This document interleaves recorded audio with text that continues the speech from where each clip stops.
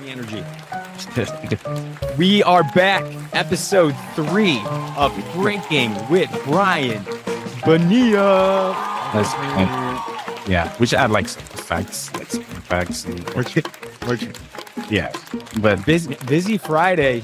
It is the day we're recording is March 8th, 2024. yeah, Busy. Been busy. I know you're busy. Yeah. I talk about what you've been working on. Oh yeah. Yeah. If you watched the Oscars, that the Wayfair spots that came out was created by Havas Chicago, and just been working on that launch. And hopefully by the time you're hearing this, you already knew about it.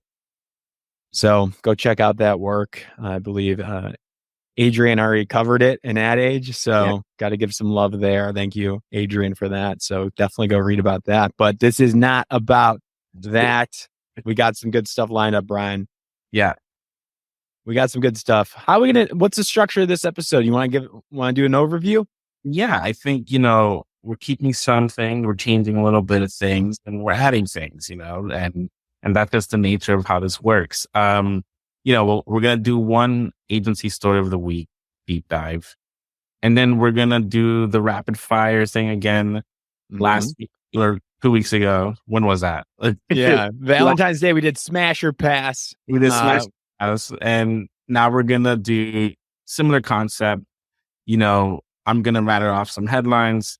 You're going to tell me which one you want to deep dive on and which one you have one question on. Well, I only get one question. One question. So one deep dive and one question, 1 and 1.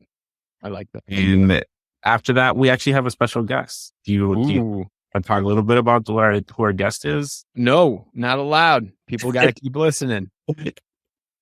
Nice. Yeah, but a very exciting guest at the end to talk about some very interesting topics. How agencies are dealing with, neurodiverse employees, but also how agencies are dealing with, or students are actually dealing with, the employee landscape. So please stay tuned for just 2 interesting topics right there. But yeah, let's get it going.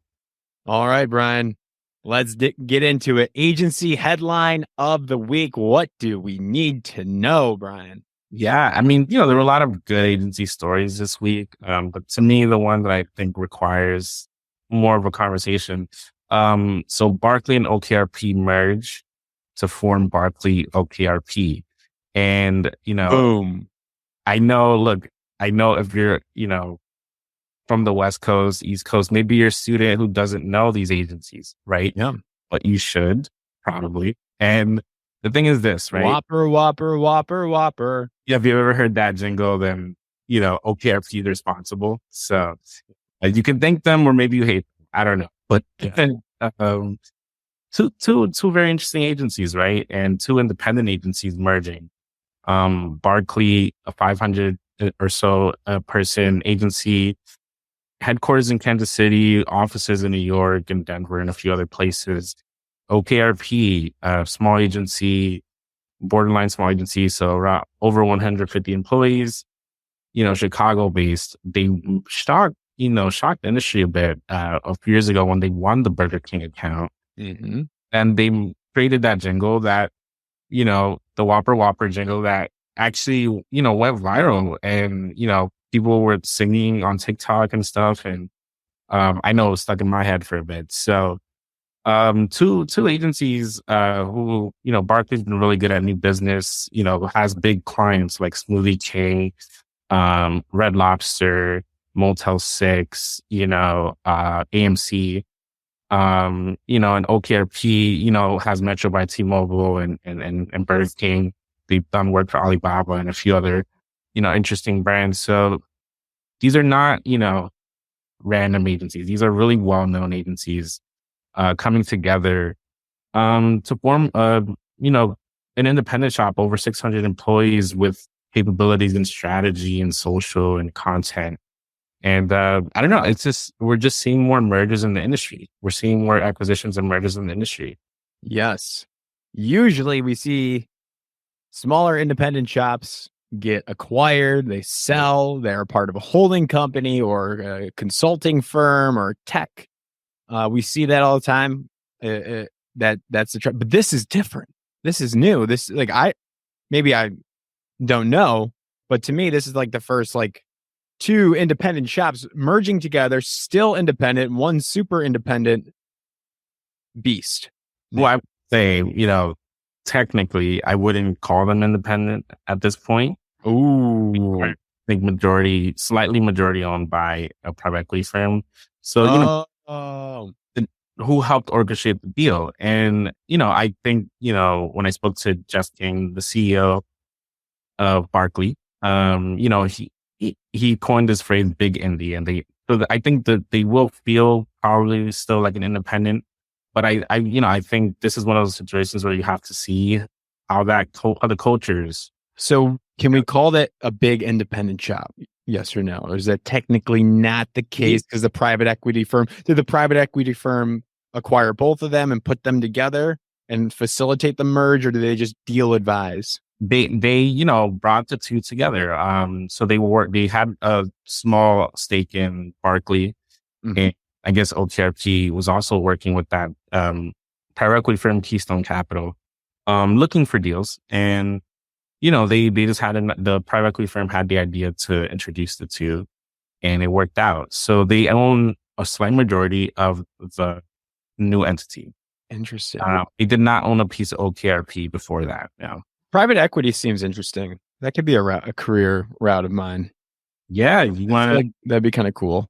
I covered private equity when I was 22 years old, covering private equity, and it's an interesting world, and it's becoming more involved in advertising. Yeah, Burrell Communications, one of the legacy multicultural agencies, got acquired by a private equity firm last year. Mm-hmm. And what's funny is that we did a story, I think a month ago or 2 months ago about, mergers and acquisitions in the industry landscape. And OKRP was one of the agencies we had heard was being, looked at. And yeah, you caught and there are plenty of agencies that people are interested in. Who's going to be the boss? Who's going to be the CCO? Who's going to be the president? Who's going to be in charge? And I'm curious, do we know that? Yeah. So Jeff King, CEO Barkley, will retain his role, but for the larger entity. And then Tom O'Keefe will, who's leading creative at OKRP, will be the creative chair. And then, Barkley CCO will remain as CCO, reporting to Tom. And, I think, they reassured that there won't be any layoffs and things like that. We'll see, right? Because you never know. But they made it a point to say that. So I'll be fair to them and say that. But I feel like those private equity firms don't mess around. They're pretty good. They're pretty strategic. They get in there, they do a complete audit, and there's stages, right? Stage 1, stage 2, there's phases in their planning. So we shall see.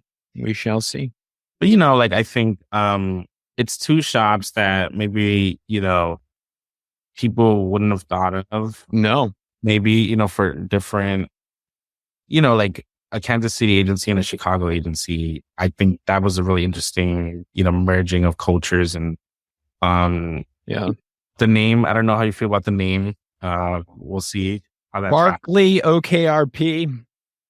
It kind of looks pretty good. It looks pretty good on your article. Well, everything in my articles is. What does this mean for students, Brian? Yeah, I think for students, it's important. Like now you should be networking there. I think they could be hiring. They could be growing. Barkley has their own, and I don't. Oh yeah, Kate Moore was on the show. She was the recruiter. I think 2 years ago. They have like that great incubator program. Yeah, exactly. I forget the name of, but they do have an incubator program. So check in on that. I also think as a student, you should know these acquisitions and these mergers are happening probably more often than ever. And you need to know, if you want to work in the advertising industry, who owns what, how will this affect, the hiring process, and try to think about it that way. They have a lot of big accounts. They have a lot of big food accounts. If that's something you're particularly interested in, maybe check them out. They have a lot of different offices. I think it's very important to understand the business side of the agencies you're trying to work at. Right. Now you can strategically network and keep a close eye as this thing plays out. But hey, it doesn't hurt to get in the ground floor right now as you're listening to this. Right. Go on LinkedIn, reach out to Kate Moore, go and see who works at Barkley OKRP and the recruiting side of things and the role that you want 2 to 3 years above you, and start saying, hey, this is interesting. This caught my eye. I want to learn more. Can we have a conversation? I'm aspiring creative art director. Yeah, for sure. Easy. But check out the story if you guys want to learn more, and reach out if you're curious, if you're in Kansas City and you want to find out more. But yeah, man. I love it. Great headline. Now we got the rapid fire. Let's go.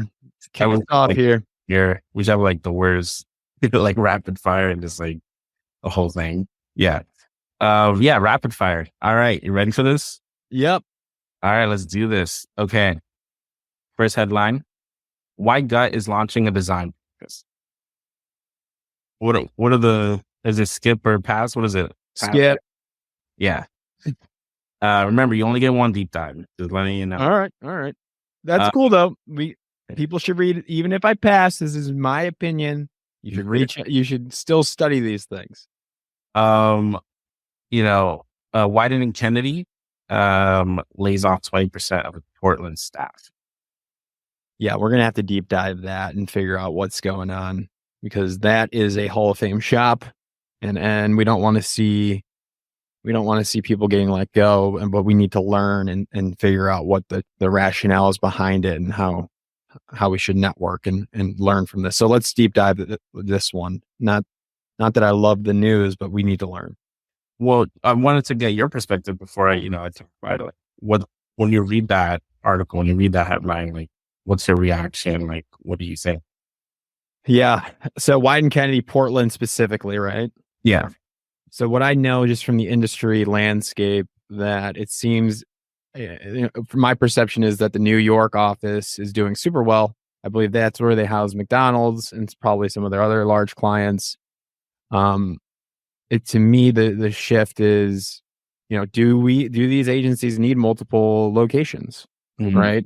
Mm-hmm.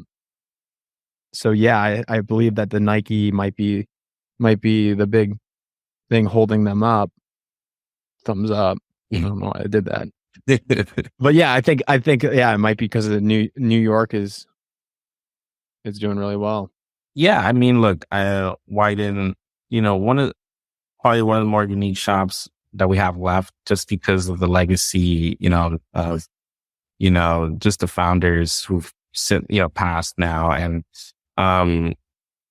independent forever, and by design, right? They can't, and they have a agreement that they won't ever sell, and Nike, just do it. A lot of big brands, right? So obviously, whenever Wieden does something like that, it's newsworthy, especially. But 20% layoffs is also just a large number. Well, not large, but big enough to significant to catch a headline. Yeah. Yeah, and so it was about 90 employees, and that's a lot. Yeah. In Portland, which is their flagship office, the office that where it was founded, right? So when I spoke to Wieden, they obviously they couldn't go into full detail yet of what their grand plan is, right? But they mentioned that it is about adjustments, adjusting to what clients need. Now we'll see what that means in the future. Obviously, Wieden known for its big brand creative work, but especially recently, their social media work has been popping off. You think about the Grimace Shake, works for McDonald's too. McDonald's, right? And so, is this a shift of the types of work they're doing? Is it about clients wanting a different office? I don't know, right? No one knows yet. But Right. They have been expanding globally. They have been, with the Ford account, they've been expanding globally. They have a Mexico City office they launched recently. So I won't say it's all like doom and gloom. I don't know. So I think it's a wait and see, but it's definitely something that the industry is paying attention to. Yeah. So as a student then, maybe the networking towards Wyden Kennedy, Portland specifically in that office might be not the right route at this moment. Maybe look at the New York route. Maybe look at the Mexico City route. And look, when there's layoffs, right? Like that doesn't mean they're not hiring, right? Like most agencies, like there's layoffs and hires, right? And especially in the first quarter, like so. Don't think just because there are layoffs at an agency that means they're not hiring. Maybe it's about different positions than so. And look, some agencies are laying off and they're not hiring. I'm not. And there was no loss of a client, right? Well, they had lost. Just recently they lost a couple clients in Portland and New York. They lost Symbol Tax in Portland and Duracell in New York, and then. But they also won clients, right? So it's like they won Ancestry and Coffee Meat. Wyden wins and loses clients just like any other agency. But, there was no indication that was the reason behind it in my research. So, yeah. Do you think this is a larger barometer for the rest of the industry, a forecast that there's going to be more layoffs? I think everyone, when something like this happens, I think people want it to be like the indication of like something, right? And because when it's something like Wyden, people think like, oh, this must mean the industry is moving away from traditional creative advertising. The industry has been moving away from that for a long time. So I don't think that's the case. I think Wyden's been adjusting very well in that, and look, I'm sure they have their challenges. But I think in terms of layoffs, last year was really hard. I think I've written the most layoff stories that I've written, last year than ever before, and that's because there's so many happening. And so I don't know if it's an indication of a continuation. I think it's just what's been happening, and I think agencies have been adjusting. Their, strategy moving forward. A lot of agencies are trying to stand out or trying to differentiate. Or they're also just not seeing the revenue from the projects or AOR clients like they used to. I'm seeing big agencies pitching for really small accounts these days, so I think that's what it is more than anything else, Gotcha. Well, I wish everybody the best of luck. And I'm sure, there's resources out there. Maybe we can help them out if they reach out to us. Yeah. Me personally on LinkedIn, I'm happy to assist and help them navigate. And I'll tell any student, like, try to reach out to find out more, from people in Portland, what's happening. If you're in Portland and you're a student, a lot of people love Wyden and Kennedy, and even if they leave the agency years ago or whatever, they still feel, they feel tied to the agency. So don't be afraid to reach out to that network. They're very, connected to each other. So, all right, Brian, what is the next option here? Yeah, let's keep going. Let's see. Firehouse Subs launches creative agency review. Oh, that's good to know for my new business. Is that a skip or a pass? Wait, a skip or I have a question. I got one question. Sure, yeah. Can I use my one question on this? Who was their creative agency for Firehouse Subs? It was TRG, so formerly known as the Richard Street. Texas. Yeah. But they lost a couple clients recently. They lost Credit One Bank, which went to Deutsche LA. And I believe Stellantis also left so recently. But Firehouse Subs, smaller account, but still significant. Yeah, I feel like there's a lot of creative potential with that. Yeah, I think so. I think their roots were in like firefighters. So Firehouse Subs CMO, if you're listening this, my name's Geno Schellenberger. I'd love to have a conversation. Love to have you on the podcast. Love to have you in love to have you in Chicago here. Grab a beer. Grab a sub. You want to end it there? Sure. I think that's great. Brian, that concludes the rapid fire then. Anything else you wanted to go over in that world? Yeah. I'll just go for some quick headlines that I think people let's hear them out. Let's see. Dove and Ogilvy's open relationship inside the evolution of brand agency conflict policies. Say that one more time. I know it's a long one. Dove and Ogilvy's open relationship inside the evolution of brand agency conflict policies. So check that out. I know everyone liked the Michael Sarah V work. So check that out for a deep dive. And then TBWA hires Johannes Leonardo CEO to lead its New York office. CEO? Yeah. And Johannes what was her position before? CEO of Johannes. And now she's at TBWA being the CEO there? CEO of New York. CEO of New York office at TBWA New York. New York, yeah. Oh, shit, my guy Rob Schwartz he was there. I think that's my guy. Nancy Reyes, right, was there before? Yeah. So now she's at BBDO with Chris Beresford Hill. That's a reunite situation. And, Emily Wilcox taking on the role. She was at Johannes for over 8 years. And, Johannes actually had its first Super Bowl spot ever this year with Volkswagen. So check that out. We talked about that. Yeah, I think that's great. It's important for people to, I think even students to understand these agency shifts, right? Because the leadership might change. It might trickle down. It might bring in new clients. Any thoughts there? Well, and I think too, like, if you understand how the CEO thinks, if you try to do research on them, you might know, like, what are the types of people they like to talk to or like are interested in. Yeah. Or like you said, like, a big, a CEO from a really interesting independent agency going to a holding company network agency, how will that change the culture? And does that say anything about what they're trying to do? Yeah. And when I spoke to Erin Riley, who was, the CEO of US for TBWA, she said they were looking for specifically a big independent CEO, to hire, so what does that indicate? And I think students should know the ins and outs of that. Couldn't agree more, Brian. And Brian, you know what time it is? It's that special time. What is it? We got a special guest.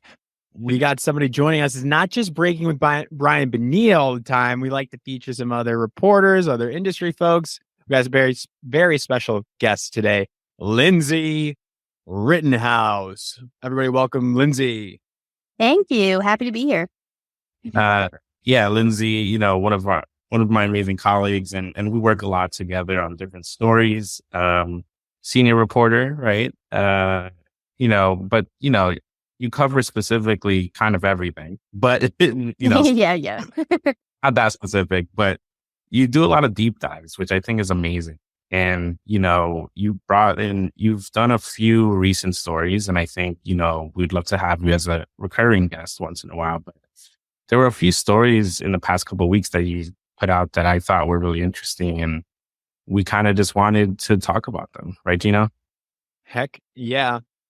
Sure. I'll start with maybe a more positive story, which is that agencies are supporting neurodiverse employees and thinking about how to support neurodiverse employees, people who think differently, in various ways on production shoots, in meetings, in the office, in the virtual reality, in this virtual world we're all working in still. I kind of just talked to a bunch of agencies about what policies they're putting in place and how they're thinking about supporting their neurodiverse employees. So that was the first story. And the second story is a little bleaker, but I kind of surveyed a group of 15 people who are either students or they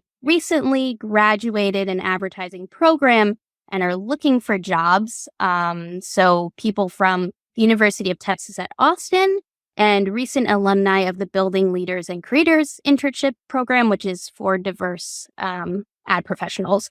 And they just describe the anxieties they are going through either heading into this industry, seeing all the layoffs happening.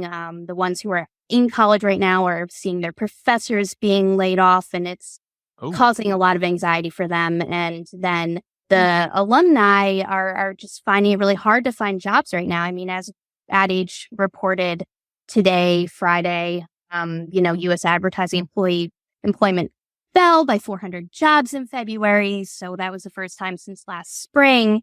It's really hard to find a job right now, and they're dealing with ghosting and going to an interview that they thought was successful and not getting any feedback on it, and sending out hundreds and hundreds of applications. So it's really just painting kind of a bleak picture for them right now.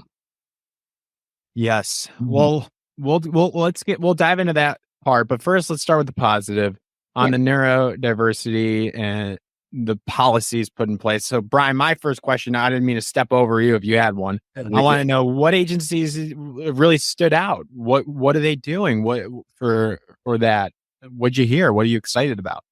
Yeah, so this started with an interview for our Ad Age's Best Places to Work list, which came out in January. I was talking to Melissa Mahone, who's the Executive VP of Business and Operations for MASS, which is an agency that does a lot of experiential work.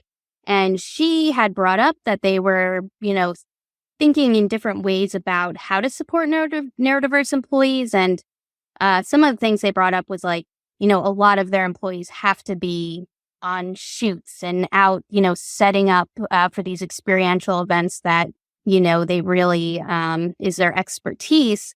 But they're finding that some people, might be triggered by loud noises. So they shouldn't be on set at a certain time if things, drilling is happening.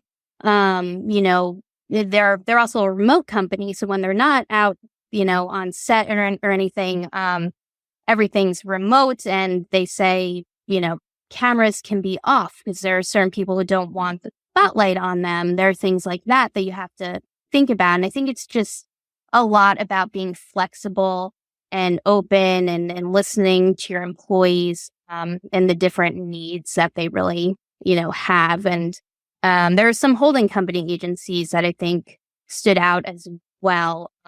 Ogilvy was one of them. They had a lot of things in place. They really had a lot of policies that they put in place around, different food options that they have even on set and on production shoots, and having support animals in the office if that's something that you need, and making sure that, and VML as well was another agency that talked about kind of like getting employees comfortable with neurodiversity and understanding the different needs that come with that. And, certain employees might dim in the office, self-stimulating, the things that they have to do, and getting other employees, comfortable with that and understanding that.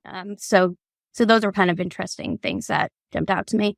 Yeah. And, I thought it was fascinating, and I'm glad you mentioned that, like, you got this idea from doing something else. And I think that happened a lot for like journalists. It's like you're doing one thing and you get an idea for something else, and it becomes a larger story. Can you give me a sense, like, in your, conversations, like how many employees does it actually resonate with? Like, I know there were some numbers in there and things like that.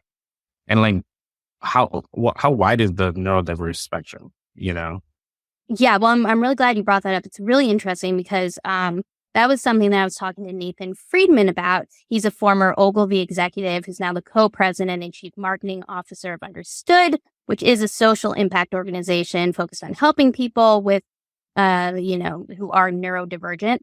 And he brought up some numbers. It's like, according to different studies, 15 to 20% of people in the U.S. identify as neurodiverse. So when you're thinking about a company with 10,000 people, let's say, that's 2,000 people who are neurodiverse. And those are people who know they're neurodiverse. There are people who are undiagnosed. And something he brought up was like, even if you don't necessarily know how many people in your company are neurodiverse, there are things you could put in place that just make the workplace better for everyone. I mean, when you think about even like the ADA compliance regulations, I mean, for that, you need curb ramps, on sidewalks. Like, yes, that is for people with disabilities, but does it not help everyone? So like, when you start thinking about that, like, you should just be preparing your workplace to be supportive of neurodiverse employees, even if you don't know how many people in your workplace are neurodiverse. Right. And, from your, conversations, and obviously you can't interview everyone, but yeah, do you feel like this is something like a lot of agencies are doing? Like, because the inclusion part of D&I don't know if that part always gets, highlighted as much, I'm curious what you think of that.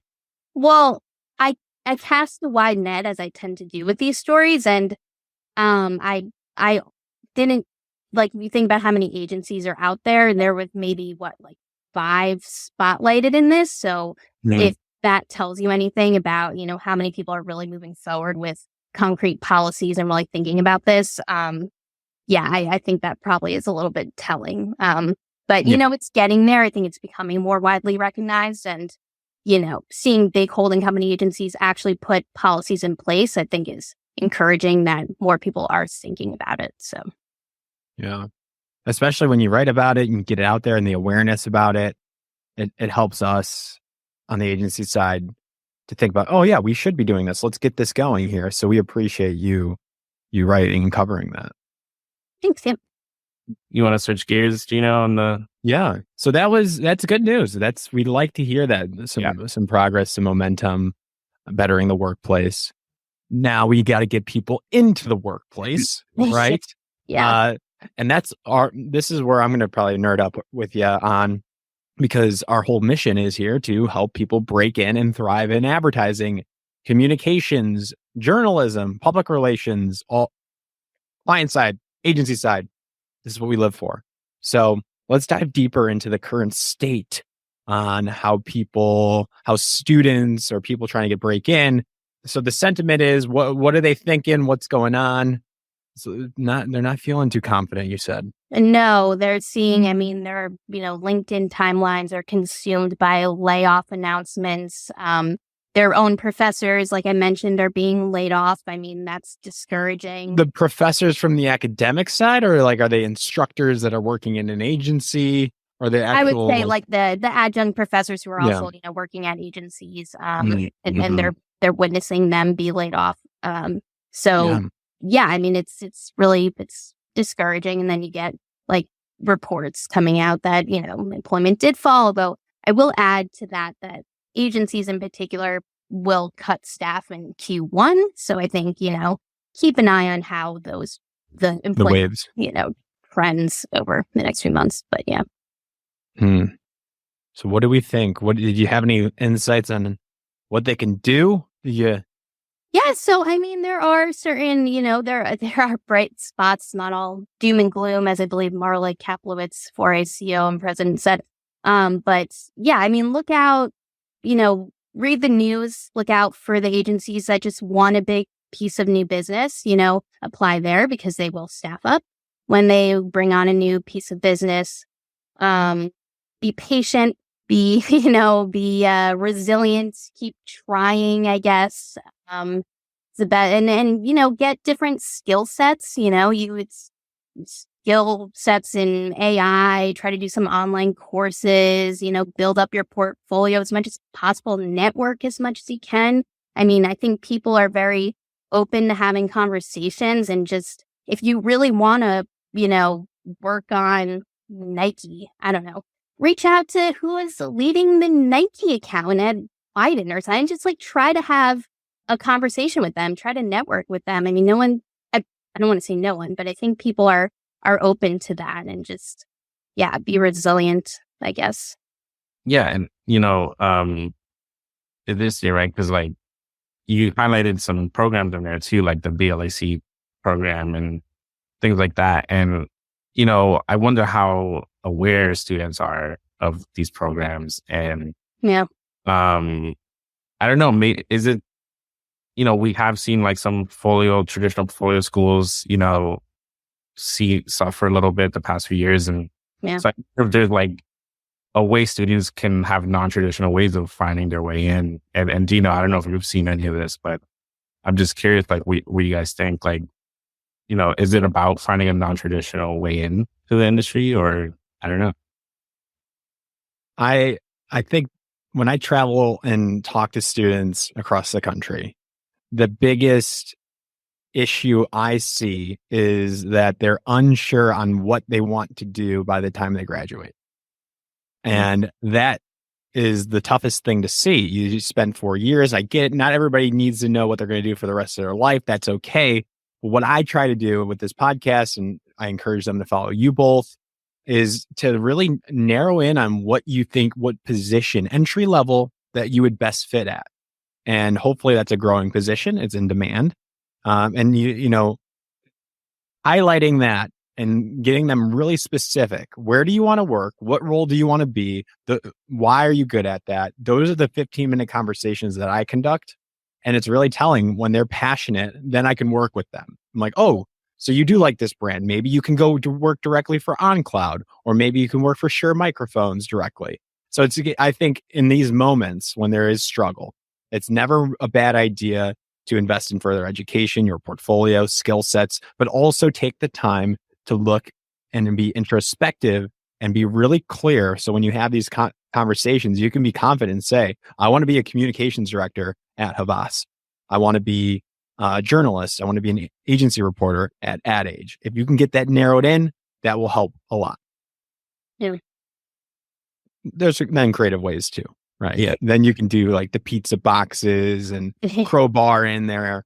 I think it just starts with the fundamentals there. That's my POV. Lindsay, what do you think?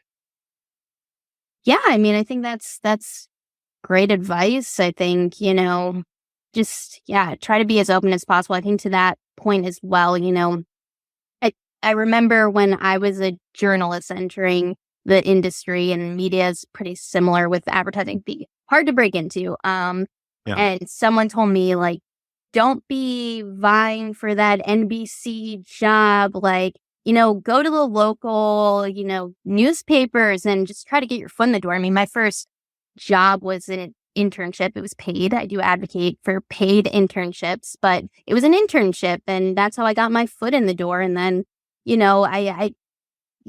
think outside the box in terms of like where you're going to work. Maybe your first job isn't at Havas or, some other big agency, but maybe it's just a smaller, kind of agency that you can freelance for at first, and, just get your foot in the door.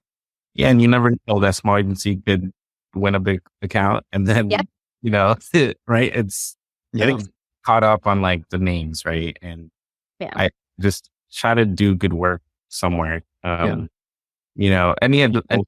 I'm curious, like, how recruiters are handling this too, Lindsay. Like, I imagine they're getting bombarded, so like, I know you talked to a lot of recruiters. Are they seeing an uptick in applications? You know what? I think a lot of the recruiters that I do talk to kind of handle these like executive searches. So that's a little bit tougher for me to have a real clear insight into. Actually, what I'm hearing from them too is that like their business is also being hurt because they're doing, and now agencies to cut costs are kind of internalizing a lot of talent searches and stuff. So they're under pressure too. I mean, every area of the business is kind of hurting right now. Yeah. All right. Well, I think it would end on a bad note. No. It's good. We need to hear this stuff, and the analysis of the market, and like getting really clear on what's going on can help them straighten up and expect that there might be a little bit of struggle, and that's okay. And like, I'm here, Brian's here, like we can help tap in our connections and think about ways that they can innovate and break in a unique way. Yeah, and I think following that advice that both of you said, I think helps. And, like you said, Lindsay, sometimes it goes in waves, right? It's quarter one, but look out for the rest of the quarters. So, but yeah, that was all my questions, but I just want to thank you, Lindsay, for doing this. I appreciate it. It was great. Thank you for having me. Heck yeah. You're always welcome. Yeah. And then that's all we got. Shout out to Lindsay Rittenhouse for coming on. giving the perspective on those two important articles. Brian, what do you think of Lindsay coming on the show here? Look, she's great, and I work with her constantly, and I'm just glad we got to get this done. And one of the smarter, voices, in terms of reporters are out there. Follow her, like I said before, on LinkedIn. Turn on post notifications. There's a little bell. Do that for Brian as well. Do it for Breaking and Honoring too. And you'll be in the know, and you'll be at an advantage, right? Like, that's one solution. You just got to be more in tune, smarter on the industry, subscribe to Ad Age. And yeah, that's one way to break in. That's what I've been teaching. For sure. All right. Well, this is a great episode. We'll see you, everybody, in 2 weeks. Yeah.